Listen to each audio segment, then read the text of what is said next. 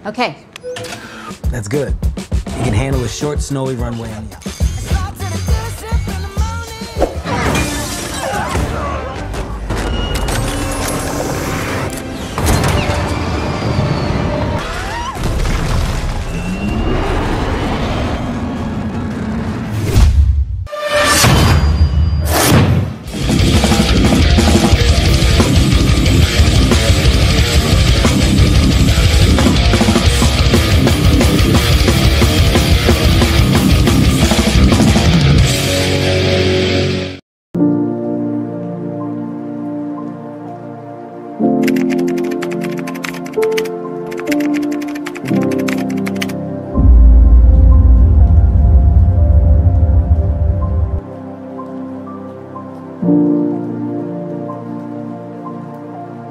Dalam acara pelelangan suatu barang bertempatan di wilayah Venesia. Namun acara pelelangan ini tak seperti acara pelelangan pada umumnya, di mana para tamu undangan dan para miliarder berdatangan dengan menggunakan topeng untuk menyembunyikan identitas pribadi mereka. Namun secara tak terduga ada seorang pria bernama Eddie datang dengan menunjukkan identitas aslinya. Ia hadir tanpa menggunakan topeng. Dan acara pelelangan ini juga diawasi oleh para agen Interpol di bawah pimpinan seorang wanita bernama Mita. Karena ternyata si Eddie ini adalah seorang pencuri kelas kakap yang diduga akan beraksi di tempat itu.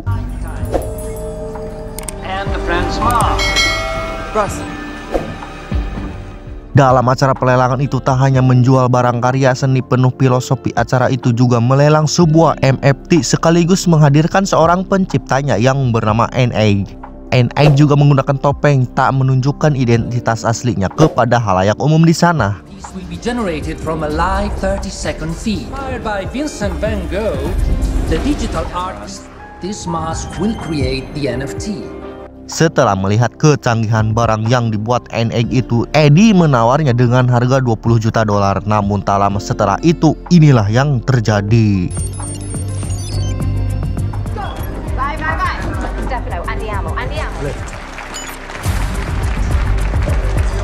Dan benar seperti yang dikatakan Teh Mita tadi, bahwa si Eddie ini adalah komplotan pencuri kelas kakap, di mana Eddie dan komplotannya berhasil mencuri barang-barang berharga di pelelangan dan kabur membawa si NA itu sendiri. Mita yang mengetahui hal tersebut itu pun langsung mengejarnya. Namun karena kelompok Eddie adalah kelompok pencuri profesional yang sudah mengatur strategi, sehingga mereka pun berhasil lolos dari kejaran agen Interpol.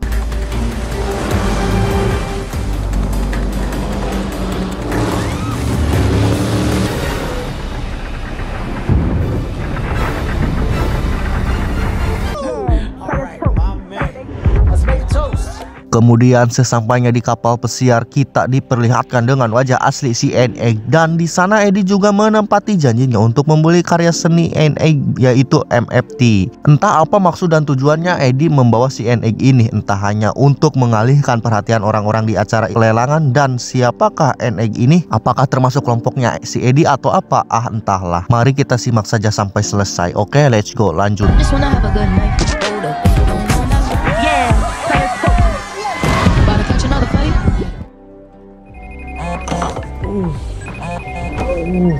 Kemudian setelah selesai mabok edan-edanan selama semalaman, pagi harinya muncul sebuah berita di berbagai media atas hilangnya beberapa barang di pelelangan, termasuk sang ownernya NFT yaitu NA yang dibawa oleh Eddie dan antek-anteknya. Dan tak lama setelah itu NA pun akhirnya menyadari bahwa dirinya tengah diculik oleh kelompok perampok. Melihat si NA yang mulai panik itu pun, Eddie akhirnya menjelaskan maksud dan tujuannya mereka menculiknya. The whole world now thinks that you've been kidnapped. Tonight.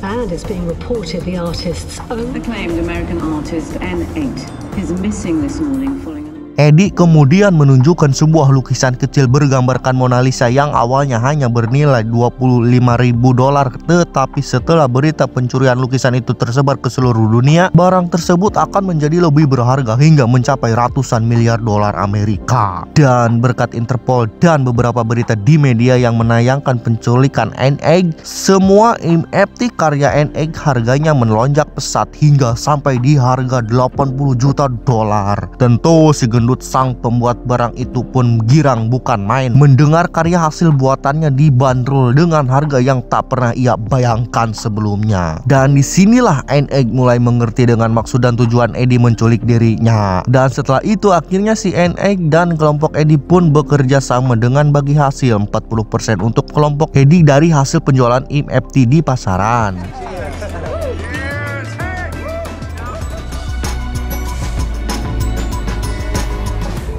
Sementara itu di dimensi lain terlihat Mita yang sedang melakukan perbincangan dengan atasannya di kantor Interpol. Diketahui akhir-akhir ini banyak sekali kecelakaan yang menelan banyak jiwa. Setelah diselidiki lebih dalam, ternyata itu adalah ulahnya seorang pria psikopat bernama Lars Jorgensen. Tentu dari beberapa kejadian kecelakaan, Jorgensen mendapatkan keuntungan dari saham asuransi jiwanya. Millions could die. And Jorgensen would make billions of it.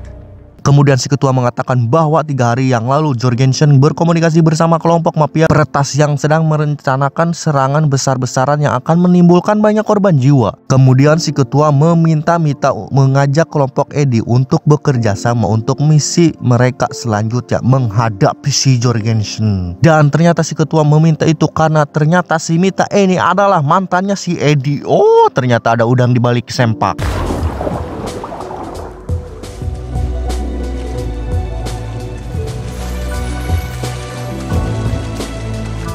Pada malam itu juga Mita langsung mengunjungi Eddie yang langsung to the point ingin mengajak kerjasama. Mendengar itu Eddie tampak enggan karena dia tahu seberapa kejamnya Jorgensen. Akan tetapi setelah Mita menjelaskan bahwa itu semua demi keselamatan banyak orang, dan Mita juga berjanji akan membebaskan hukuman kriminal kepada kelompoknya Eddie. Dan pada akhirnya dengan berat hati Eddie menuruti permintaan Mita asalkan Mita harus ikut. He has us on the Van Gogh. Plus, and not that this should sway. Dengan kehadirannya Mita, beberapa anggota Eddie menolaknya dan berpikir jika semua itu hanyalah jebakan. Akan tetapi setelah melihat salah satu anggota mereka yang dipenjara telah dibebaskan oleh Mita, semua kelompok Eddie pun sepakat mau mendengarkan rencana yang akan mereka lakukan. Okay. Mita menjelaskan bahwa Jorgensen dalam 17 hari lagi akan memindahkan $500 berbentuk emas batangan dari London ke kediamannya. Emas-emas itu akan dikemas ke dalam peti persegi yang akan diangkut ke pesawat komersial bernama Squishy. Rencana yang harus mereka lakukan adalah bagaimana caranya agar emas-emas itu bisa diambil atau dicuri. It's kind of hard to take half a plane. We're 250 people on board. Setelah menjelaskan itu, Eddie pun membutuhkan sebuah jet pribadi untuk mengangkut semua emas itu dan memindahkannya sebelum pesawat itu mendarat. Kemudian mereka pun mendatangi salah satu rekannya yang mempunyai jet pribadi untuk meminjamnya. Especially with the glass roof. I don't know. My jet is priceless. It's a one-off concept model. Dan mereka semua pun akhirnya melakukan simulasi latihan dengan keahliannya masing-masing. We gotta make that jet invisible to radar.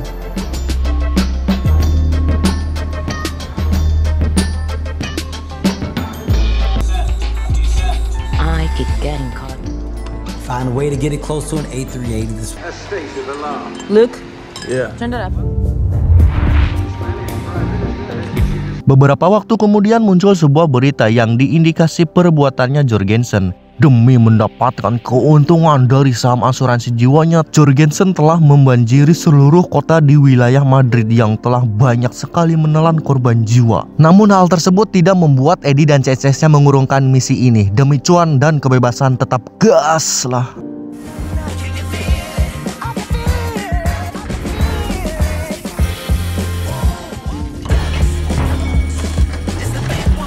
That's good. You can handle a short, snowy runway on the outside.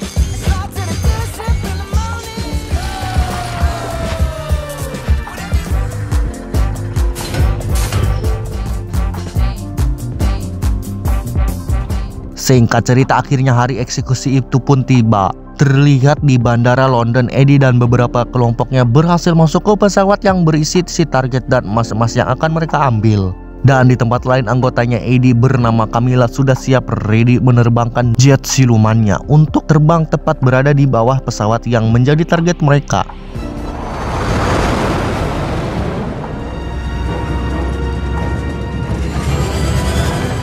Dan akhirnya mereka semua beraksi sesuai yang direncanakan. Terlihat si Perry, salah satu anggotanya si Eddie, yang sedang membobol brankas yang ada di pesawat itu. Di sisi lain, Camilla berusaha agar jet yang ia kemudikan disejajarkan tepat di bawah pesawat target.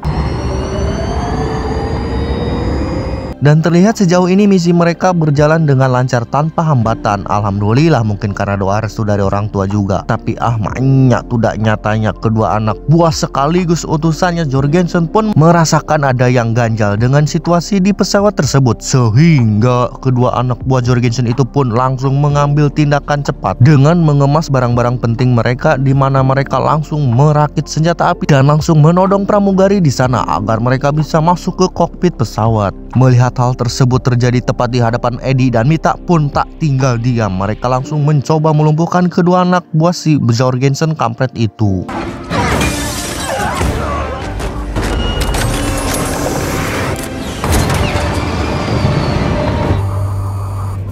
Dan perkelahian itu pun terjadi cukup lama sehingga pada akhirnya dengan alasan yang belum diketahui, si pilot udara tersebut tiba-tiba melakukan pendaratan darurat di hamparan es salju. Dan tentu hal tersebut cukup berbahaya bagi keselamatan orang-orang yang ada di pesawat.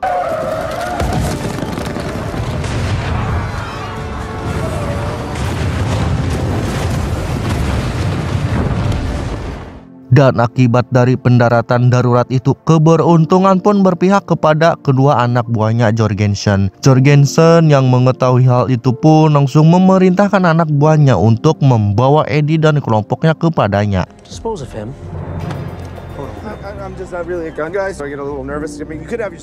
Di sisi lain, atasannya Mita, si ketua Interpol, yang mendapatkan informasi kalau Mita dan kelompok Eddie telah tertangkap basah dan akan dibawa ke hadapan Jorgensen berserta emas-emasnya itu. Dan si ketua pun langsung memerintahkan anak buahnya menghubungi anggota NATO untuk meminta bantuan agar memberhentikan jet yang ditumpangi kelompok Eddie dan Mita yang akan menuju ke markasnya si Jorgensen kampret.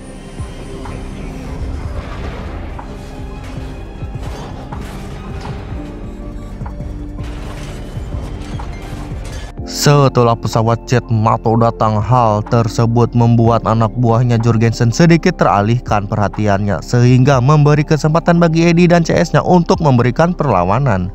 Dan setelah berhasil melumpuhkan kedua orang brengsek itu, akhirnya pesawat jet yang mereka tumpangi itu mendarat tepat di halaman rumahnya si Jorgensen.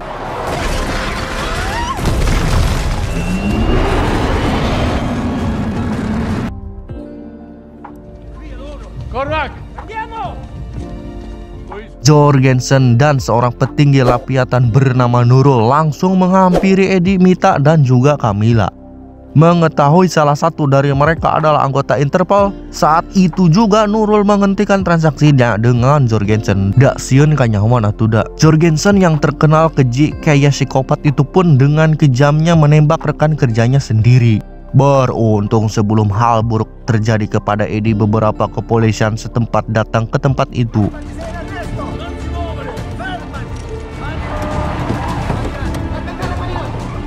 Tak lama kemudian atasannya Mita datang bersama agen Interpol lainnya yang langsung menangkap Jorgensen monyet. Dan si Mita Gunawan ini memilih keluar dari Interpol dengan alasan karena ketika di udara tadi si ketua Interpol sempat memerintahkan pilot jet untuk menembak pesawatnya Eddie dan Mita. Namun akhirnya Camilla berhasil berkomunikasi dengan pilot jet tersebut.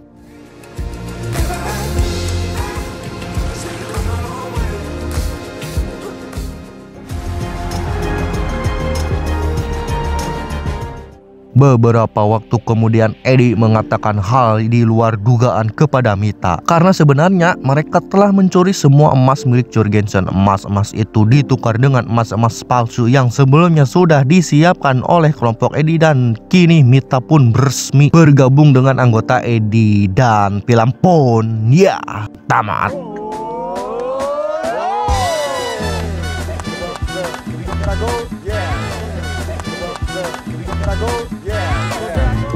Oke guys, cerita film kali ini sampai di sini dulu. Saya pamit undur diri. Nuhun wassalam.